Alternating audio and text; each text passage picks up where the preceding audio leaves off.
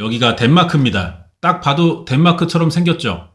슬라겔세라는 기차역인데 2016년 7월 10일 여기 사는 17살이야. 여고생 에밀리 맹이라는 애가 친구들이랑 아주 그냥 신이 났어요. 내일부터 여름방학이거든. 애들이 예전부터 이날만 기다렸다고. 우리가 방학을 맞아 하루만 밤 늦게까지 오지게 놀아보자 이런 계획을 짠 거야. 다들 부모에게 허락도 받았어. 사실 17살이니까 친구끼리 밤새 노는 거 부모들이 허락하기는 쉽지 않아요. 근데 얘들이 공부도 잘하는 건 아니지만 그런대로 괜찮고 사고도 친 적 없고 말도 잘 듣고 하니까 허락해 줬나 봐. 그래서 만났다? 제대로 한번 놀아보자 오늘. 다 죽었어 집에 못 가. 그래서 만나긴 했는데 얘들이 그냥 얌전히 그냥 학교만 다니고 집에서 그냥 몰려서 그냥 그림 그리고 놀고 이런 것만 하던 애들이라 별거 없어요. 밖에 나와도. 노래방 갔다가 시내에서 인생 네컷 같은 거 좀 찍고 떡볶이 먹고 탕후루 들고 다니고 옷가게 구경하고 이 정도밖에 안 한다고. 그래도 이렇게 놀다 보니까 금방 새벽 3시예요. 또 이런 거 안 해본 애들이라 밤새 놀려니 힘들어. 먼저 다들 말은 안 하고 있는데 집에 가고 싶은 눈치야. 이 분위기를 에밀리 맹도 느꼈죠. 그래서 자기가 먼저 깬 거야. 나 이따가 사실 오전에 교회 합창단 연습 있거든. 그래서 나 집에 들어가야 돼. 조금이라도 자고 가야 될 것 같아. 친구들이 반가웠어. 아, 그래? 들어가자. 택시 타고 같이 갑니다. 애들 집인 그 기차역까지 15km 정도 떨어져 있었는데 택시 타고 도착하니까 10분 걸리더라고. 내려서 이제 각자 집으로 흩어지는 거죠. 에밀리 맹만 방향이 다릅니다. 친구들이 걱정했어. 야, 맹아, 너 좀 깜깜하고 지금 길에 사람도 없으니까 걱정된다. 데려다 주겠다 같이. 근데 에밀리가 아우 괜찮아 금방이야. 먼저 막 가요. 아직 첫 차 시간까지는 좀 멀었고 길 진짜 깜깜했어. 이게 마지막입니다. 얘가 집에 가는 길에 사라진 거야. 밤새 에밀리 맹 부모가 한숨도 못 잤어요.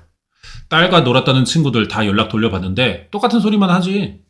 기차역에서 다 같이 헤어졌고 집에 갔다고만 생각하는 거야. 심상치 않은 일이 벌어졌다고 생각한 부모는 경찰에 에밀리 맹을 실종 신고했죠. 근데 여기서 이 덴마크 경찰이 요구르트를 많이 먹어서 그런가? 자발적 이탈, 가출의 가능성이 높아 보이니 당장 수사할 수가 없대. 별로 관심을 안 가져. 청소년이지만 사실 이런 경우 많습니다. 일시적인 가출인 경우, 하루짜리 가출. 그리고 에밀리가 먼저 연락을 할 수도 있으니까 며칠 기다려보고 그래도 안 되면은 그때 다시 찾아오라는 거야. 그때 수사해주겠대. 이러면은 이게 우리가 사건을 뒤늦게 얘기하는 거라 결과적으로 경찰을 욕할 수밖에 없지만 이 상황에선 이게 맞아요. 실제로 가출 아닌데 부모가 오해해서 신고하는 경우도 많고요. 스토커가 신고하는 경우도 많아. 연락 안 되니까 찾아달라는 거짓말로. 그럴 때도 있고 진짜 가출했다가 알아서 일찍 오는 일들도 많다고. 정말 많아. 아직 아무 범죄 정황은 없는 거야 지금. 그래서 근데 이런 신고 들어왔다고 경찰이 어떻게 일일이 이걸 다 수사해주냐? 그러면 경찰은 정말 한 동네에 1000명 있어도 모자랄 겁니다. 인력이. 아직까지는 경찰 입장에서 부모의 주관적 판단이라고. 그것만 가지고는 어떻게 못해줘요. 경찰을 움직이려면 신고하는 사람도 최소한의 근거를 보여줘야 돼. 오인 신고가 하도 많으니까 이런 문제가 생기는 거고, 그러다가 진짜 사건 나면은 양측이 소년되는 거 아니야. 알고 보니 진짜 사건이었어. 그럼 이거는 초기 수사 실패가 아니라 아예 안 한 게 되는 겁니다. 납치였으면 경찰이 출동 안 했겠냐고요. 근데 이 처음부터 납치라는 걸 무언수로 판단하냐는 말이지. 그렇기 때문에 신고하는 사람도 나름의 신고 기술이 좀 필요한 것 같아요. 자, 다시. 얘가 이제 18세 미만이에요. 납치라면은 아동 납치에 들어가는 건데 통계상 12시간 안에 애를 찾아야 됩니다. 이때가 생존율이 가장 높아요. 여기서 1시간만 더 지나잖아? 생존율이 절반으로 뚝 떨어져. 3일째부터는 거의 사망했다고 보고요. 일단 그래서 확실히 하려면은 경찰이 수사해야 되냐 말아야 되냐. 절대 가출이 아니냐는 것부터 확실히 못을 박아야 된다고. 에밀리 맹의 집이 평범해요. 부모 자식 사이 좋아. 얘도 학교에서 친구들과 잘 어울리고 성적도 괜찮고 아까 교회 합창단 때문에 먼저 들어가야 된다고 했잖아. 가출할 사람의 생각으로는 안 보이는 말이죠. 미래를 계획하고 있으니까. 아무래도 좀 납치라고 봐야 되지 않을까. 하지만 당장 경찰을 움직일 수는 없으니까 가족과 친구가 나서서 에밀리를 찾습니다. 마지막 목격인 기차역 주변에서 여름방학 내내 전단지 만들어 돌렸고 동네 사람들도 나서서 숲, 동네 산, 호숫가 다 뒤져요. 이게 소문나가지고 신문사가 취재를 나왔어요. 그러면서 사건이 전국에 알려진 거야. 이제 경찰은 개 쌍욕 먹고 뒤늦게 수사를 시작하는 거죠. 이미 몇 달 지나버려가지고 초기 수사가 없었잖아. 단서가 이제 와서 나오겠어요? 유일한 증언이 하나 있었어. 에밀리가 사라지던 날 새벽에 기차역 주변을 도는 검은 차 한 대가 있었대. 에밀리 실종 장소다 보니 수상한 건데 덴마크에 검은 차가 한 50만 대는 되지 않겠어요? 이것만 가지고 못 찾아. 또 5개월 지납니다. 여름방학에 사라진 애가 겨울방학이 돼도 안 돌아오고 있는 거야. 2016년 12월 24일 여기는 코게라고 사건이 일어난 슬라겔세에서 50km 떨어진 곳이에요. 차로 1시간 걸려. 여기 사는 사람이 아침에 경찰 신고를 한 거야. 키우는 개 데리고 밖에 나왔다가 여기 연못에서 뭔 냄새가 존나 나니까 확인 좀 해달라는 거지. 경찰이 와봤고 검정 점퍼떼기, 운동화, 팔찌 하나를 발견했어요. 이게 5개월 전 사라진 에밀리 맹의 물건입니다. 근처에서 이미 부패가 많이 진행된 에밀리 맹의 시신도 나왔어. 목이 졸려 사망한 질식사였고 성폭행 흔적도 나왔어요. 근데 시신이 부패하니까 DNA 채취는 또 안 되는 상황이고. 자, 살인사건으로 확인됐죠? 이제 범인 찾아야 되는데 이게 또 5년이나 걸립니다. 덴마크가 이 사건을 기점으로요, 사회 분위기가 많이 바뀌었어요. 원래 덴마크는 사회적 신뢰도가 높은 편의 나라였습니다. 경찰, 변호사, 검사, 판사, 정치인들 꽤 신뢰해주는 나라였다고. 우리나라 같은 경우는 욕하기 바쁘잖아. 신뢰를 많이 해줬다고. 이 사건 전까지. 이 사건 겪으면서 이제 우리나라처럼 범죄로부터 안전하지 않다. 그런 사회적 인식이 생겼고, 특히 아동과 청소년 실종 납치 사건에 공포가 생겼어요. 많았대. 오랫동안 범인을 못 찾는 경찰의 무능력에 사람들이 배신감 느꼈고. 에밀리 가족은 그래서 경찰과 정부 상대로 소송까지 한 거야. 그러면서 덴마크 사회가 이제 달라지는 건데, 일단 에밀리 맹 살인 사건의 가장 큰 문제는 실종 신고도 받은 경찰이 허술한 게 아니라 아예 무대응을 했다는 거잖아. 단순 가출로 판단해서 수사를 미룬 사실이 알려지니까 이게 신뢰도가 뚝 떨어지는 거야. 우리나라도 경찰 신뢰하세요? 그러면 아니라고 할 사람 진짜 많거든요. 덴마크도 비슷하게 된 거지. 그래서 이 사건을 계기로 덴마크 경찰은 실종 신고 들어오면은 빠르고 적극적으로 대응하게 알림 체계 만들었고 교육 내용도 바꿨어요. 그러니까 이게 덴마크의 어떤 경찰들의 문제라기보다 시스템상의 문제인 거야. 경찰이 나 혼자 파출소에서 신고 받는다고 나 혼자 뭐 못해. 결정권이 아무것도 없어. 보고 해야 되고 허가 떨어져야 허가 나와야 그때 움직이는 거란 말이야. 시스템의 문제지. 에밀리가 사라진 그 기차역 주변에 CCTV도 없었대요. 공공장소인데 2016년에 CCTV가 왜 없냐? 사건을 떠나 이 자체도 또 너무 큰 문제였다는 말이 나오면서 그 뒤로 기차역이나 주요 도로 주변에 카메라 설치 의무화됐고 사람 많은 장소에는 CCTV 우리나라처럼 이제 당연해진 거야. 법적인 문제로는 아동, 청소년 상대로 한 범죄 형량 높이자는 말 나왔고 성범죄자들의 관리 강화, 위치 추적 장치 부착, 전자발찌 이런 거 제도도 생겼고 이만큼 바뀔 정도로 이 사건 하나의 여파가 진짜 컸습니다. 자, 다시 사건으로 가서 그러면은 범인 잡았냐? 응, 이 새끼야. 필립 패트릭 웨스트라고 2023년 4월 15일에 체포됐습니다. 32살이었어요. 마케팅 회사 다니는 직장인. 결혼해서 아내 있고 체포 직전에는 애도 나왔더라고. 겉으로 본다고 뭘 알 수 있는 건 아니지만 성폭행 살인 이랬을 때 딱 그 단어가 떠오르는 사람의 느낌이 아니잖아요.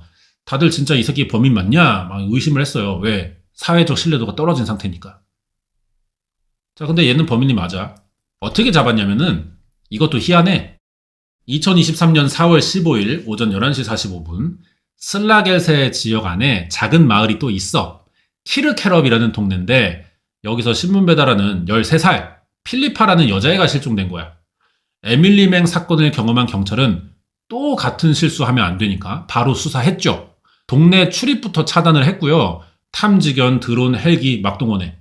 이렇게 하니까 금방 해결되더라고요. 필리파는 실종 접수 27시간 만에 한 가정집에서 발견됩니다. 이때 체포된 사람이 필립 웨스트였고, 필리파가 발견됐을 때 양손이 끈에 묶여 있었대요. 성폭행에 심하게 맞기도 해가지고 온몸에 상처 많았는데 다행히 생명에 지장 없는 상태. 필립 웨스트는 이제 현행범이죠. 바로 수갑 차고 끌려가서 취조받았는데, 뭐야 이거 정말. 뭐야? 이게 조사할수록 이 새끼가 에밀리 맹 사건이랑 묘하게 겹쳐. 일단 이 새끼는 5년 전 에밀리 맹 사건에서 조사받았던 100명의 유력 용의자 중 하나입니다. 피해자 몸에서 발견된 범인의 DNA가 오염돼서 얘랑 비교는 못했어요. 그때 증거가 없으니까 풀려났던 거야. 하지만 그 당시 기차역 주변을 돌던 수상한 검정 승용차를 봤다는 사람이 있었잖아요. 차종이 얘 거랑 같아. 경찰은 필리파 사건에서 이 새끼 이동 경로를 확인하는 김에 2016년 7월 10일 밤에 에밀리 맹 사건, 그때 뭐 했는지도 확인해 봅니다. 이 새끼가 그날 새벽 4시에 기차역 주변에 있더라고. 존나 유력해지고 있어. 경찰은 더 확실한 증거를 찾기 위해 얘 차를 수색합니다. 에밀리 DNA랑 입고 있던 옷 섬유 조각이 나왔어요. 섬유 조각이라고 해서 뭐 이런 손톱만한 크기로 자른 게 아니고요. 이게 섬유끼리 마찰되면은 성분이 묻어요. 미세한 현미경으로 보면 알 수 있거든. 그걸 조각이라고 불러. 이걸로 이제 에밀리는 필립의 차를 탔다는 게 증명되죠.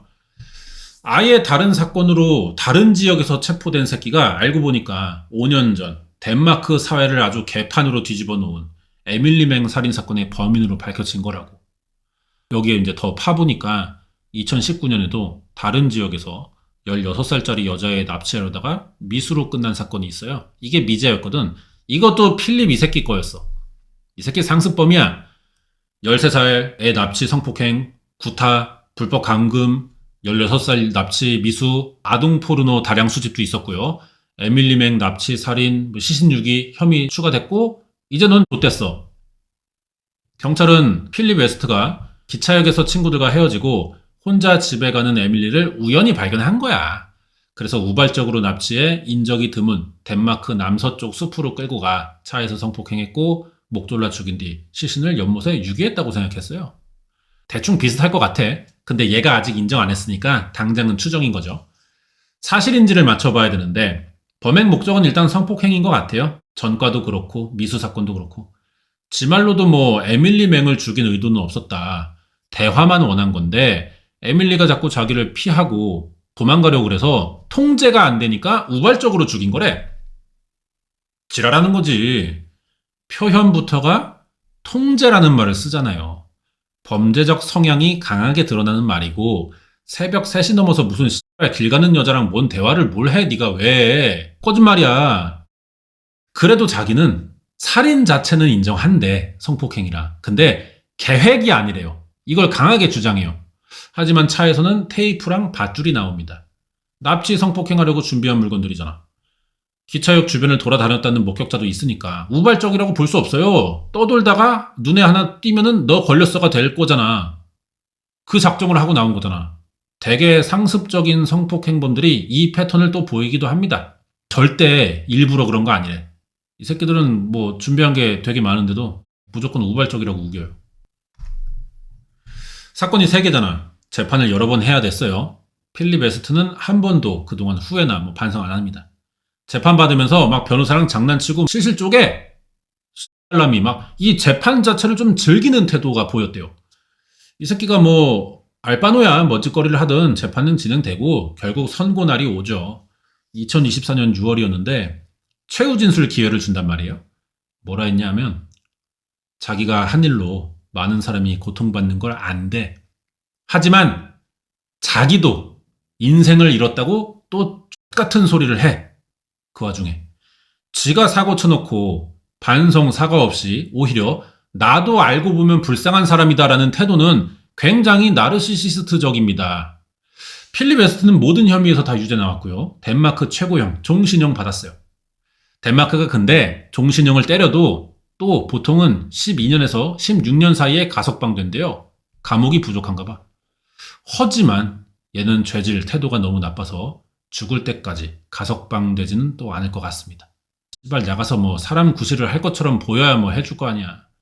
빵에서도 이 새끼가 계속 자기는 피해자고 불쌍한 사람이고 이런데 뒤지게 맞아도 안 고쳐지는 애들이 있어요. 그게 나르시시스트입니다. 그냥 이렇게 태어난 새끼인 거지. 여기까지고 관련된 이야기를 좀 하자면은 예전에 이 사람 기억나나요? 덴마크 사건 한번 알아본 적이 또 있었어요. 2017년에 일어난 잠수함 살인 사건이라고 킴월 사건인데 이 킴월이 스웨덴 기자입니다. 이 여자가 덴마크의 일론 머스크라는 사업가 피터 마드센이라는 남자 만나서 인터뷰하다가 이 새끼한테 살해당했거든.